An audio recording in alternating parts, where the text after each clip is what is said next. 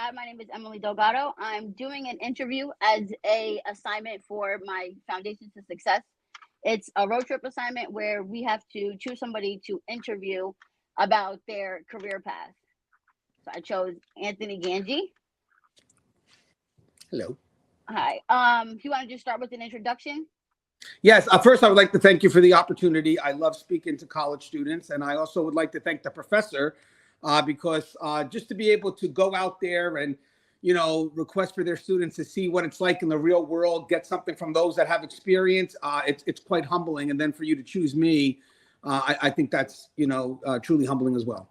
All right. So for me, my name is Anthony Ganji. I have worked in corrections for at this point over 21 years. I started as a CO, and now I'm on the side of prison management. I believe you may have found me through a YouTube channel, which was definitely you definitely did your due diligence. I do have a show called Tier Talk. It's a show that's dedicated for people who work in the profession. I like to think that the show is quite successful. We have over 25,000 followers on one network, 33 on another. And then obviously the conferences that I'm invited to speak on. And then also I do have books on the market, Inmate Manipulation Decoded, which is available on Amazon. And then these two books here, How to Succeed in Corrections and Tips for New Correctional Officers and Their Supervisors, which is available through my publisher, which is blue360media.com. But I felt that in this profession, we needed some individuals who can advocate. And with that said, it wasn't just more of advocating from the outside in, but also in some cases advocating for us, knowing that what we do have value and trying to motivate people to stay connected to the work we do. Okay. What is your typical day at work like? All right, going right down to it. Wow. Okay, so I'm in prison management now. So I've been in prison management for about almost a decade. So I would say as prison management, your job is to make sure all the joint functions are working together to meet the needs of the facility. So basically corrections has a lot of different departments. I mean, we have, the custody side, the safety and security side. We have the rehabilitation side. We have the care side. We have the maintenance side. The programming side. I mean, the list goes on. And as you move up into prison management, your job at that point is to facilitate the needs of those different departments in an effort to work together to better the inmates' chances of, going out and becoming successful. So I guess that the day-to-day is just managing the efforts of the different departments so we all could work together as one. So I serve more of a support function. I think as you move up in any profession, as you tend to move up in leadership, your number one objective is to be more of a support function to help your people be truly effective at what it is they have to carry out. So that comes with a lot of stress. Is it ever overwhelming? Yeah. Hey, these were part of the questions that you sent me. So yes, you know what it is I'm lucky where I work, so I'm just going to talk from, having a YouTube channel. I do get a lot of comments that come in that actually mention those concerns. So with that said, I do believe that there are a lot of individuals that may not understand the higher need, and sometimes they may only care about either their personal need or the need of their department. And it's a reminder of, hey, it's not so much the team you lead, but the team you're a member of. So do we have conflict? Yes. Are there times we don't get along? Yes. But for me in management, what I tend to do is I don't always look for consensus or agreement. I look for alignment, which means that it's okay if we have conflict as long as there's trust underneath it. Then you can grow, because conflict are usually just ideas and issues, right? So you're able to have conflict, healthy conflict, and then that will help you move towards the bigger picture. But the overwhelming part, I would also say, is the stress and the anxiety, the stress of the day-to-day work and the anxiety of the unknown. You're working in a prison, so you're going to be dealing with situations that are going to be very unique, situations that are novel, and at that point, having to adapt and adjust So what I tell people is I don't know if this is the best way to manage it, but just more general, as I tell people that you're never going to be ready, but you have to prepare yourself. And the preparation comes in your effort and not the outcome. Your effort is what you can control. Your outcome is out of your control. So with that said, I think if you look at it a certain way and you try to take what can't be controlled and just know, you know what, I can't control that, but I can control this. I can control my attitude. I can control my effort. That helps you prepare for the unknown. I think some people also get overwhelmed with seeking perfection. And the problem is perfection means that you have total control of the outcome. So I tell people you could strive to be perfect, but don't hold yourself to the impossible standards of having to be perfect. That was really good. Yeah. I do this for a living. I just got a like. There's a bubble like. Hey, someone's watching this. This ain't even live. I don't know who the hell that was. So, how did you discover your passion for this? Because you weren't doing this, always. So obviously, what sparked that in you to end up in this route? All right. So that's a tough one because my initial attempt to get in this profession wasn't because I was inspired. I needed a job. I needed money. I needed days off. I needed good benefits. So I was working as a waiter. So obviously that's tough. You're not going to really get the good salary because if you're not working, you're not getting tips. Benefits are I don't know. I can't speak for all of them. Where I was working, the benefits weren't really there. And you didn't, you got vacation days, but you weren't paid. It's just I took a day off, you don't get paid. So I was looking for something a little bit more long lasting. And I took the test to get into the correction system. So it was a civil service test. And I went in really based on the perks of, being able to have a job, have a salary, have the benefits. But I'll be honest with you, I don't think my passion truly developed until I was in the profession and I saw the opportunities, but more so it was more of the interactions with the people. I was communicating with people that I would have never communicated with. I started my career at a female facility and worked there for 9 years. So I interacted with people that I wouldn't normally find myself in a situation too. So, and why did someone put a thumbs up? I think it's a motion that one of us are doing or something. I don't know. Oh, well, I never use. Okay, so guys, to just let you know, or guys, the professor, to let you know, I don't know. I don't usually do my iPad, so I don't know where those emojis are coming from. So just ignore it. But yeah, that was a little bit intimidating. So hopefully that's what the case is. I've never seen that before. And by the way, the reason why we're doing the public platform is that was part of the deal I made with the student. So having said that, look at the courage she has to commit to this assignment. Bravo. So either way, I think the interaction with different people truly motivated me into wanting to be helpful, more of a servant to some extent to a greater purpose, not a servant to individualized inmates, but a servant to a greater purpose. And then noticing that there was different career opportunities, I said, you know what, let me go ahead and see what the next opportunity offers in my effort to grow and develop. I never really chased positions because it wasn't really about the perk, but I always thought that there was something more I could learn. And I knew that at each level up, I'm exposed to more of a bigger picture of the daily operations.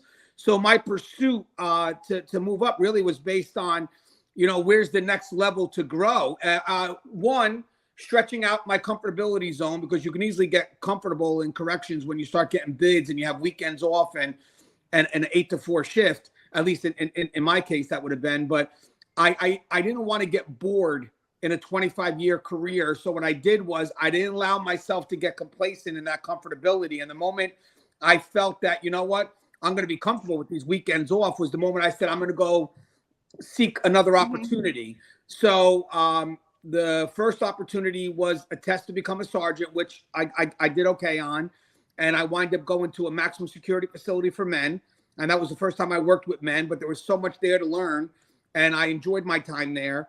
And then after a couple of years, I gave a shot for administration, and I immediately, I was shocked. I got hired on the first attempt, and walking into administration, I realized, man, there's just so much here about prison management that just I never knew before from that lower level. And I'll be honest with you, almost a decade later, there's still stuff learning and growing for me here. So I'm very happy in my position because I feel that it's a couple of reasons. One, I feel that it's challenging enough to keep me motivated. Is it overwhelming and tedious? Sometimes, yes. But it's also times where I know at the end of the day, the effort I'm putting in is giving me higher levels of growth and development. But also, what I like about my position in management right now is that it keeps me above so I can see the total operations, but it still keeps me connected to my people below me. So it's not so far up where I'm removed from the people I work with, but it's just enough so I can see the operations of a full running facility. So yes. Or I don't know. Did you even ask a yes or no question? I don't know. I just said yes. So, did you feel pressure from family or other loved ones with, starting and maintaining it or things like that? All right. So I felt my own pressure in needing a job that paid well, benefits, whatever. 'Cause I knew eventually I would want to get married and have a family. I'm still with the woman that I was with even when I was a waiter. So, that was back in, we've been with each other since 1998, and I started corrections in around 2002. So, very lucky woman. Sorry.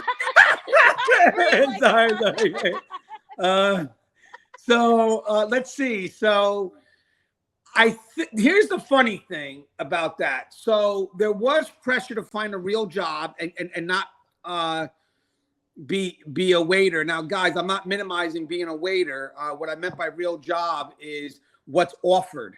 Again, waitering is a very tough job. It's an extremely tough job. And with that said, a lot of people that waiter can make a lot of money. But with that said, I was looking more for a job that had stability. I could take time off if needed, whatever. You could plan a life around, because even those that waiter, I mean, they're pushing probably 40, 50, 60 hours a week. 60 probably minimal. But there was pressure, but pressure to leave the profession and not really pressure to get into the profession. My father wanted me to be a police officer. And at the time I was going into corrections, I was also offered an opportunity to be the part of the local police, the municipality of Clifton. I was doing the interviews at the same time. With that said, I was already further in the process of becoming a CO than I was becoming a police officer. So I kind of I think I did the first interview for the police officer, but I was already at a higher phase for corrections. So I made the choice immediately and went with what was I'm already further in the process of. So my father really never saw immediately the value of working in corrections. And that's not his fault, because you got to remember something. The TV, the media, they don't really portray a positive picture of the profession. It's actually very adverse. So my father only saw what, was shown to him. And even if I would try to explain it, I just didn't have enough of influence for him to think otherwise. But before my father died, he died in 2016. He was able to come see me become a superintendent, because I made superintendent in 2015. So he saw my investment in the career, my stubbornness not wanting to leave the career. Yeah.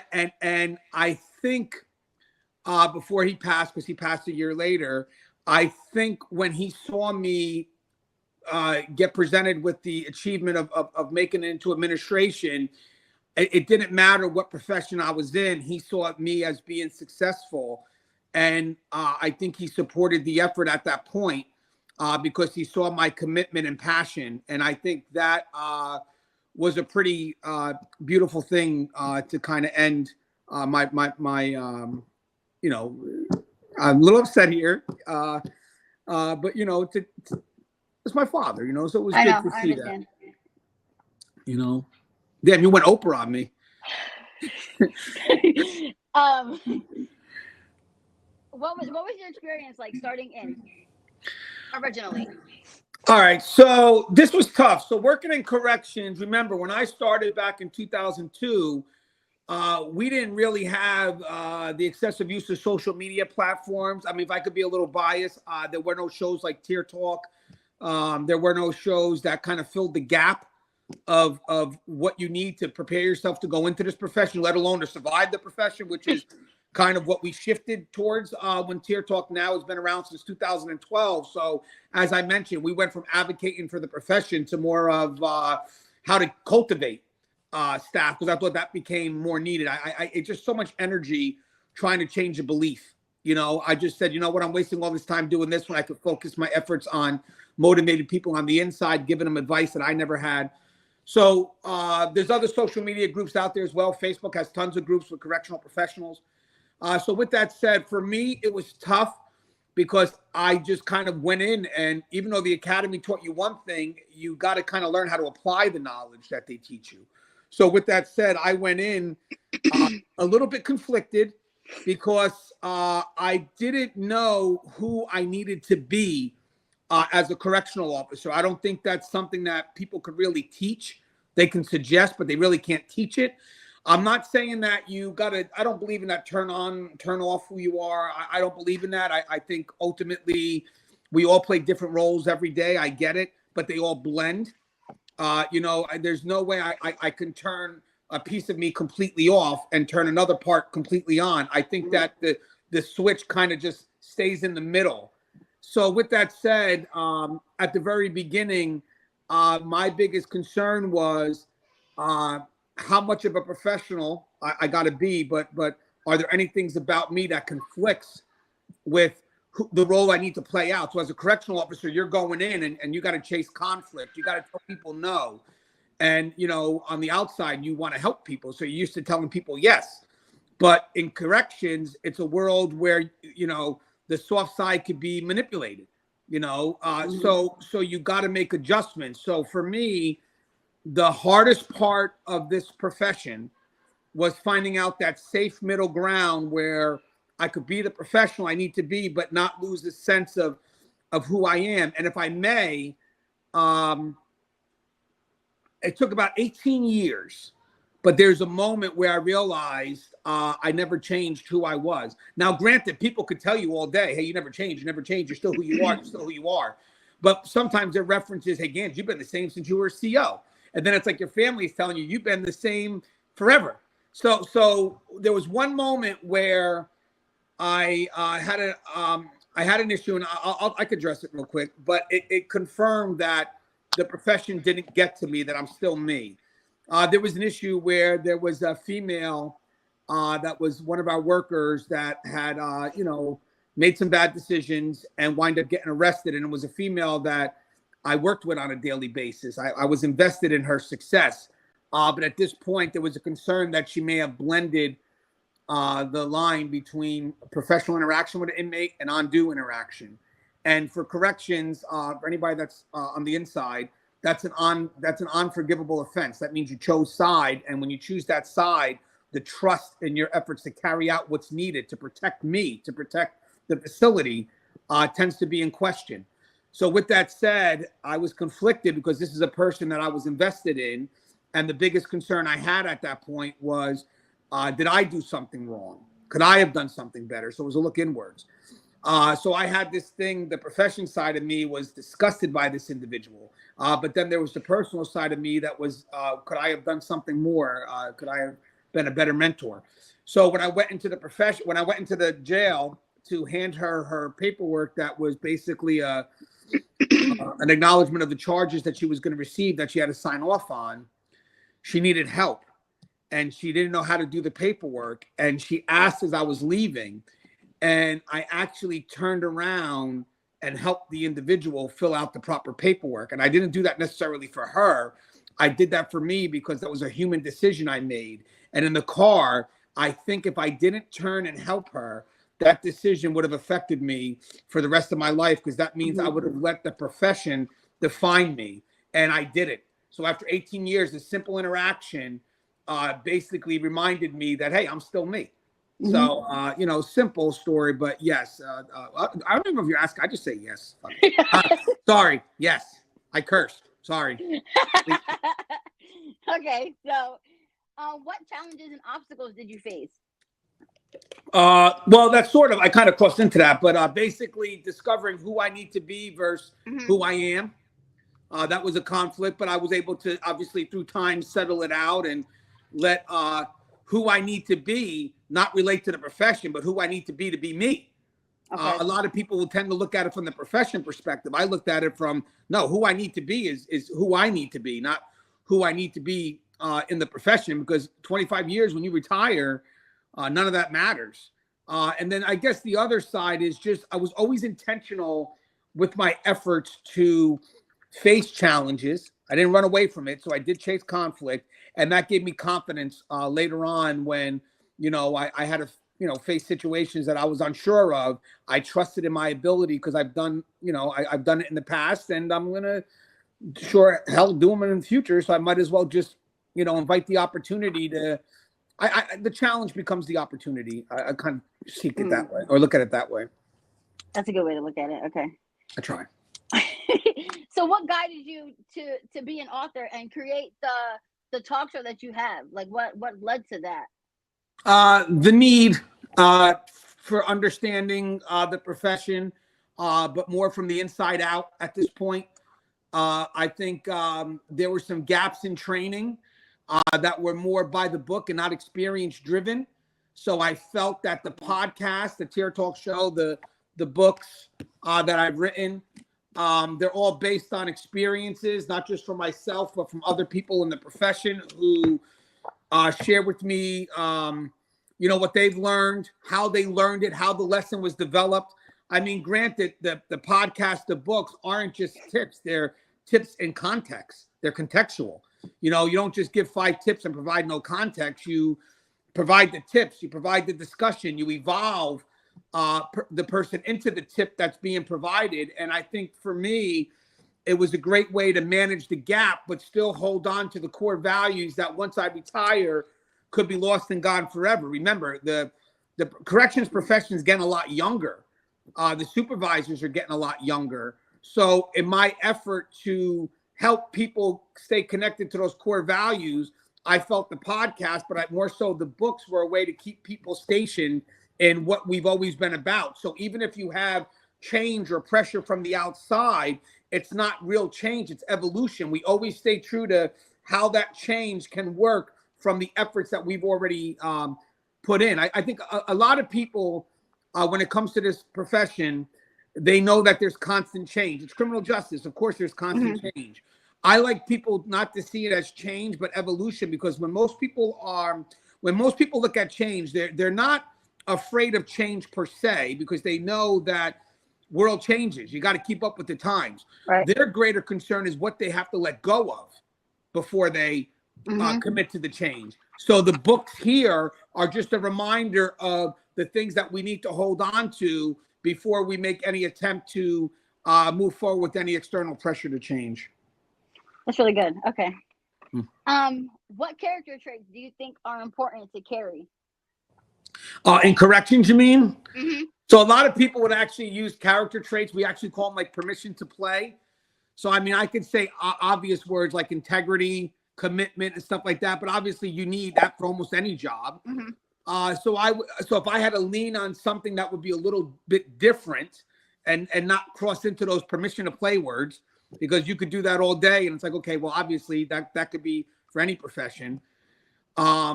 I think you definitely need someone that's willing to understand this type of work, to understand that we are first responders, so they have to have the intentional effort to take initiative, because they are going to be responding to things that most people may not want to.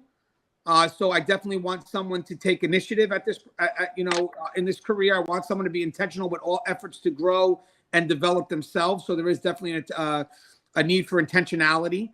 I want to grow and develop. And you know what? I will say this. I mean, there's a lot of things that could definitely define what it needs to survive in this profession. But I think here, what I would also say is approach things with curiosity and not judgment. You're also, if I could say, when you're dealing with the inmate population, one of the things that's hard about our job is being objective when you kind of know what someone's done. Now, granted, knowing what they've done and how they've done it are two different things. Trust me. But you still have to remain objective in how you're going to manage your efforts around individuals that could have committed crimes that you believe against. So having said that, I think if you kind of remove judgment and really enter this career with a level of curiosity, so you're chasing things in an effort to learn, that can kind of keep you inspired. And one other thing is obviously this is a very challenging profession.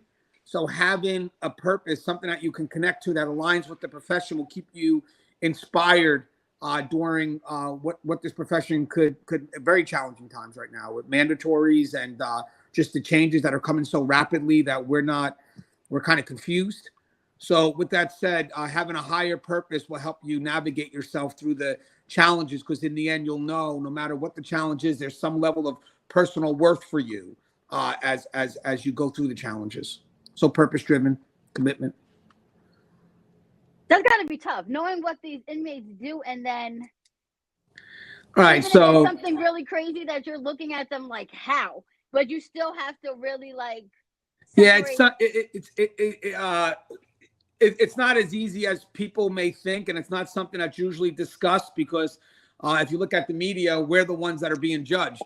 So basically, the bad guys. How is it being an inmate and having to deal with some of these dirty COs? And and that's an unfair question, because 99% of us do what we're supposed to do. We just get judged on the small percent because it gets exposed quicker than a good intent from us. A good intent from us doesn't get exposed as quick as a bad situation by us. But with that said, what I tend to do is as you move up, your interactions with the inmates lessen a little bit, because now you oversee the people that are in charge of the people that oversee the inmate to some layer down. Right. So the people that move up, or the people that don't always have that instant contact with the inmate, are usually the individuals that may be more involved in the how of something, because they have to classify them, they have to manage them, security wise, whatever it is.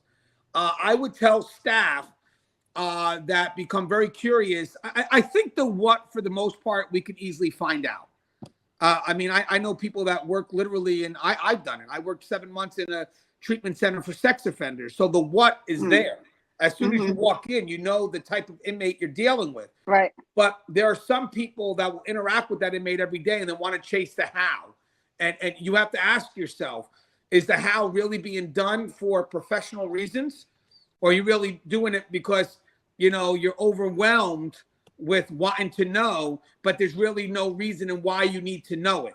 This is the only time where I would say curiosity would not work in your best benefit, because you have to ask yourself, why are you being curious? And most of the time, it's not because you're being professionally interested, and it's because you just want to know for a personal reason. Maybe I want to go home and brag to someone that I worked with this type of individual who did this and did that. And that's not the right reasons to seek it. I think that if you have to seek the how, which is that higher level of the what, I think you really have to have a professional need for it, so you're able to apply it and how it has to be applied. So basically what they've done or how they've done it is secondary to the need of why you need to have that knowledge to apply it professionally. And for those that do seek it professionally, they know how to separate the how. It's not It's not personal. It's you can't make it personal, because everything in our job pretty much tells us, that we do not want to give these individuals anything. But with that said, that's not why we're there for. We are there to not just provide custody, but care. And we will lose our job if we're not able to do that objectively. So I think if you're coming into this profession and you feel that you cannot do that part of the job, then you need to get out quick, because that's something that attacks you beneath the surface that you don't realize you're doing it until you get called out on it. Okay. Yeah, that's difficult. That's difficult. Well, I would just say, just relax. I see it on the shirt. Yeah. So we're almost done with the interview. I just have one last question for you. Oh, wait, by the way, I'm a correctional officer in heart. It's not done until I say it's done. No, I'm kidding. I said, what do you got? So the last question is, what are your final words for people trying to figure out what to do in this career? All right. So it's funny because you gave me the questions ahead of time, and I didn't actually. I was so interested in seeing what the questions were. I forgot about. So that's a good question because that's legacy driven, right? So I mean, if I that's believe it or not, that question is more important than a lot of people may know because that's the passing down of information that you want to last Mm-hmm. through someone's career, but hopefully that they can also pass down the torch. So I would say if you're seeking this as a career, um, go after different opportunities. Don't find yourself being too comfortable because sometimes comfort will force you to stay in that position when you're going to have to literally make sacrifices in your effort to make this a career. I think when it comes to a career, okay, so listen, you could define a career different ways. You could define a career with stability, or you could define a career with, excuse me, with growth and opportunity, or both. So I'm going to take it from how I define a career Okay. because some people may look at it and just want the stability. And if that's the case, they may be comfortable in having the same routine because at the end of the day, the job isn't a priority. It's what they bring home. Right. So I get it. So I don't want to minimize that. So 100%, if that's your goal, 100% go for it. For me, when I see a career, I like to see growth and opportunity and stability, but definitely growth and opportunity because you can get bored really quick. Mm-hmm. So I would say don't go in thinking you know everything that this profession has to offer. You need to go in and be open to the opportunities, be open to where the profession could take you, and then try.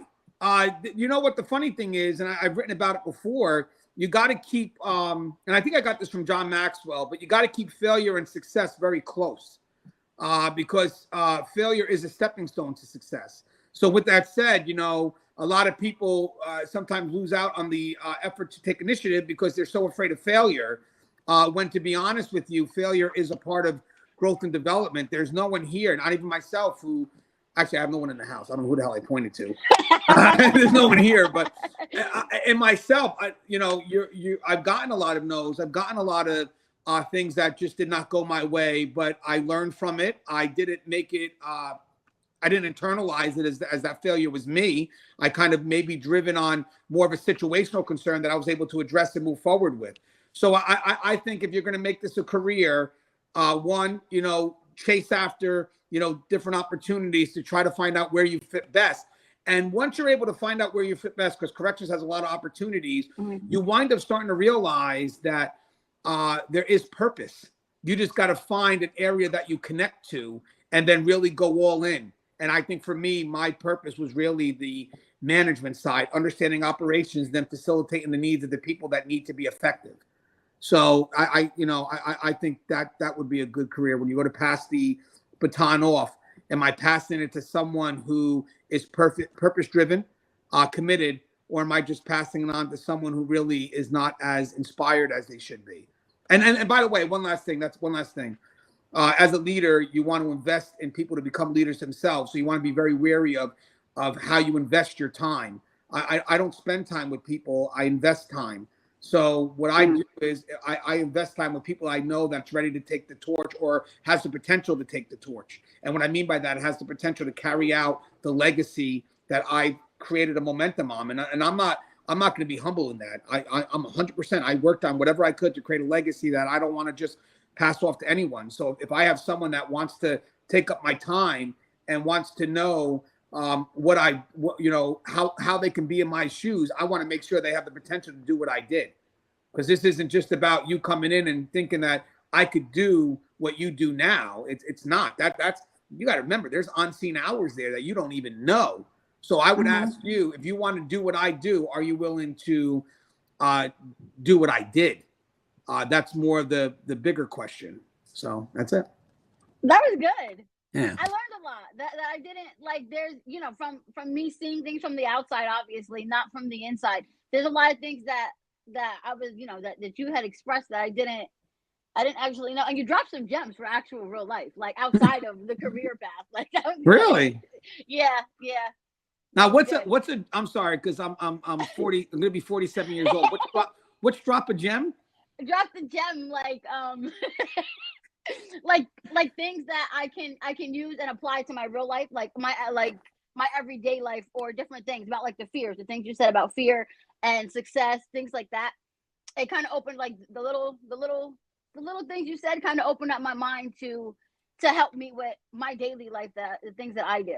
Well, the great thing So that about was that good. is I learned those things because I was open. And again, that's, you're learning. So I guess that's the thing, be open, be curious, and that's Hmm. it. So, and Yep. thank you for the opportunity, Miss Delgado. Yes. Sorry. And tell your professor I said thank you. I think this was a great thing worth sharing. And hopefully, people pick up on the message. Thank you for taking the time to meet with me. I appreciate it. Anytime, relax. Okay. Bye. Bye.